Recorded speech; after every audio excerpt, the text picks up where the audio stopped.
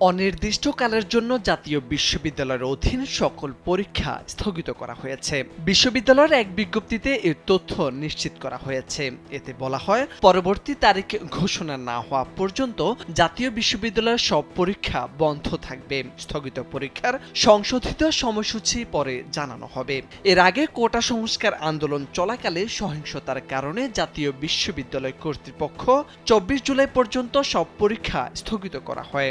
একই কারণে সরকারি প্রাথমিক বিদ্যালয় অনির্দিষ্টকালের জন্য বন্ধ ঘোষণা করা হয়। শিক্ষা মন্ত্রণালয়ের আওতাধীন মাধ্যমিক ও উচ্চ মাধ্যমিক পর্যায়ের সব শিক্ষা প্রতিষ্ঠান, স্কুল, কলেজ, মাদ্রাসা ও কারিগরি প্রতিষ্ঠান এবং পলিটেকনিক্যাল ইনস্টিটিউটগুলোর শ্রেণী কার্যক্রম একমাত্র ওয়ালটন এসি দিচ্ছে ১ বছরের রিপ্লেসমেন্ট গ্যারান্টি এবং কম্প্রেসারের ১০ বছরের গ্যারান্টি। পরবর্তী নির্দেশ না দেয়া পর্যন্ত বন্ধের ঘোষণা দেয় শিক্ষা মন্ত্রণালয়। মন্ত্রণালয়ের এক সংবাদ বিজ্ঞপ্তিতে বলা হয়, বিদ্যালয় ও কলেজগামী শিক্ষার্থীদের নিরাপত্তার বিষয়টি বিবেচনায় নিয়ে এই সিদ্ধান্ত নেওয়া হয়েছে।